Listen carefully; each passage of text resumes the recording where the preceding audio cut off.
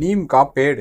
अश्रुधारा रोके न रुक रही थी। मन की मलिनता व अपनों को खो देने का एहसास अपनी 20 वर्ष की उम्र में आज पहली बार हो रहा था। पोता होने के नाते दादाजी की चिता को अग्नि देने के साथ ही सही मायनों में मैं यह एहसास कर पाया था कि उनको मुझसे व मुझे उनसे कितना प्यार था। दादी के पैरों में दर्द रहता था, पर दादी के रहते खाना, नाश्ता, चाय आदि सब कुछ नीम के पेड़ के नीचे होता था। यहाँ तक कि फुर्सत के क्षणों में मैंने दादी और दादा को बातें करते भी उसी नीम के पेड़ तले देखा था। मुझे याद है, दादी कभी कभी झुंझलाहट में कह देती, मेरा ये नीम का पेड़ न हुआ, मेरी सौत हो गई। यहाँ तक कि उस रात जब दादी को दिल का दौरा पड़ा था और डॉक्टर ने जवाब दे दिया था, दद्दू कह रहे थे, देखो तुम मुझे यूं अकेला छोड़कर नहीं जा सकती। इस पर दादी बोली, तुम अकेले कहाँ हो, बेटा, पोता, बहू सब तो है। और मुस्कुराकर और वो मेरी सौत नीम का पेड़ भी तो है। मैं दादी की वो तसल्ली भरी मुस्कान आज तक नहीं भूल पाया। उस दिन मैंने दादी की चिता के भी चक्कर लगाए थे, पर आज वाला एहसास न था। अरे अरे, क्या चक्कर लगाए ही चले जाएगा। रवि ने मेरा हाथ पकड़ा और हम दोनों तेज कदमों से सबके पीछे एक पेड़ की छांव में बैठ गए। मैंने कहा, चलो दद्दू, खाना खा लो, वरना माँ फिर चिल्लाएगी। चलो बेटा। मैंने देखा था, दद्दू खाना खाकर अक्सर दादी के पल्लू से ही हाथ पोंछते थे। आज मैंने भी खाने के बाद हाथ धुलाकर अपना कुर्ता आगे कर दिया। दद्दू मुस्कुराते हुए बड़े प्यार से मेरे सिर पर हाथ रखकर बाहर खाट पर आकर लेट गए। सच, दादी के बाद दद्दू के सुख दुख का साथी वो पेड़ ही तो था। जब कभी दद्दू बहुत अकेला या उदास महसूस करते, तब उसी पेड़ के सामने बड़बड़ाकर सुकून महसूस करते थे। वही बैठे बैठे आने जाने वालों से बतियाते रहते। बच्चों को उस पेड़ की छांव में खेलते देख बड़े खुश होते थे दद्दू। एक दिन बता रहे थे कि वो नीम का पेड़ उनके दादा ने उनके जन्म के समय लगाया था और उनके दादा को भी उस नीम के पेड़ से उतना ही प्यार या जितना दद्दू से।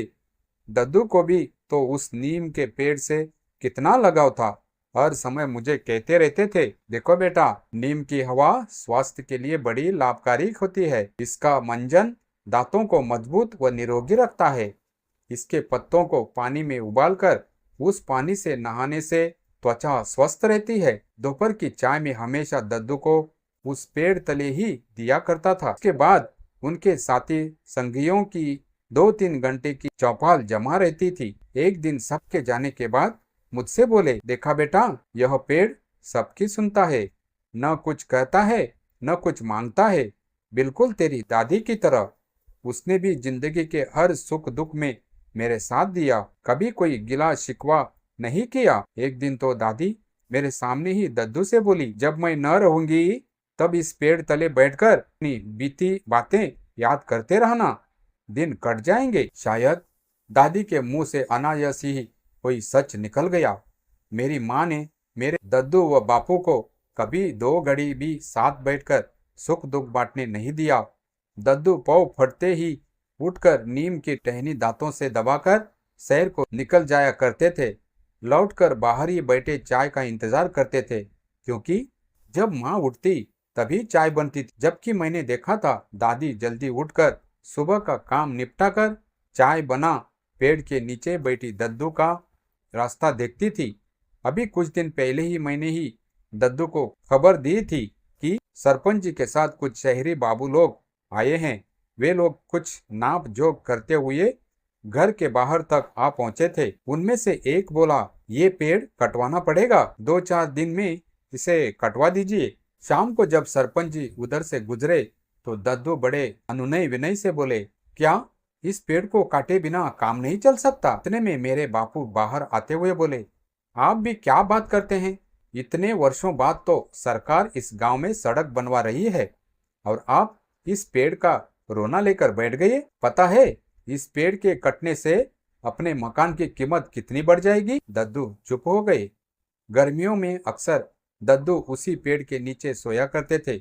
उस रात भी मैं और वे वही सोए, पर दोनों की आंखों में नींद नहीं थी।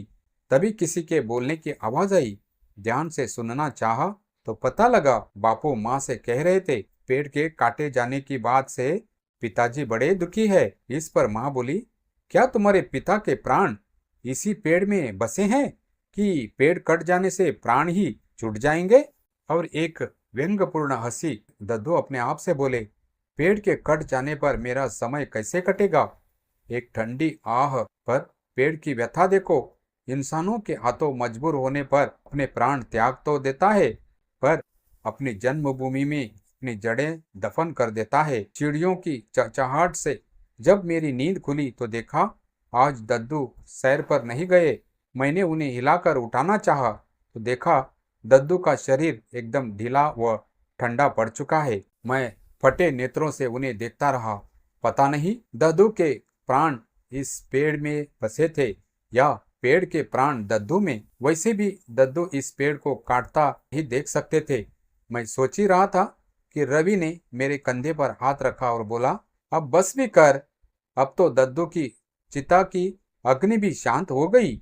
मैं सबके साथ इस निश्चय से घर लौटा कि दद्दू को सही अर्थों में श्रद्धांजलि तभी दे पाऊंगा जब घर के आंगन में एक नीम का पेड़ लगाऊंगा। यह एक संयोग ही होगा कि एक नीम का पेड़ दद्दू के जन्म की खुशी में था, तो दूसरा उनके प्रति श्रद्धांजलि का प्रतीक होगा। घर लौटते समय आंगन सुना नहीं था, पर दद्दू की अनुपस्थिति ने उसे वीरान कर दिया था। नीम का वही पेड़ जो अब तक हमारे घर की सांस था, ऐसे खुद भी शोक में डूबा खड़ा था। उसकी पत्तियां बिना हवा भी सरसरा रही थी, मानो दद्दू की अधूरी बातें कह रही हो। शाम ढलते ही बापू फिर उसी बात पर लौट आई। कल सरपंच से बात कर लूंगा, पेड़ कटवाना ही पड़ेगा, सड़क का काम अटका पड़ा है। मैंने पहली बार बापू की ओर आंख उठाकर देखा। आवाज कांपी पर शब्द साफ थे।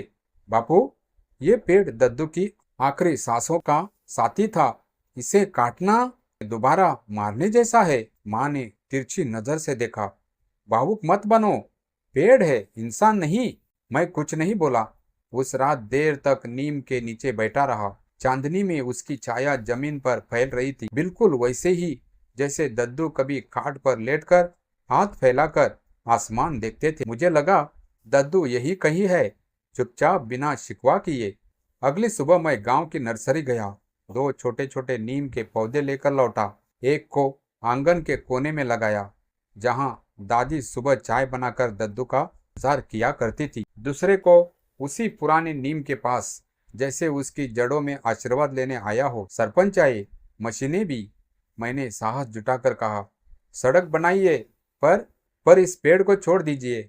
मैं अपनी जमीन का हिस्सा दे दूंगा। शायद पहली बार किसी ने लाभ से पहले लगाव की बात की थी। सरपंच कुछ देर चुप रहे, फिर बोले, ठीक है बेटा, पेड़ रहेगा, सड़क थोड़ा मोड़ लेंगे। मुझे लगा नीम की पत्तियां और तेज सरसराई जैसे दद्दू हंस रहे हो। आज बरसों बाद जब उस पुराने नीम की छांव में बच्चे खेलते हैं, बुजुर्ग चौपाल लगाते हैं और मैं अपने बेटे को गोद में लिए बैठा होता हूँ, तो लगता है दद्दू गए नहीं, वो हर उस सांस में है जो नीम की हवा के साथ भीतर जाती है। और आंगन में लगा वह दूसरा नीम, वो मेरी श्रद्धांजलि नहीं, मेरा वादा है कि जड़ें अगर बची रहे तो रिश्ते भी जिंदा रहते हैं।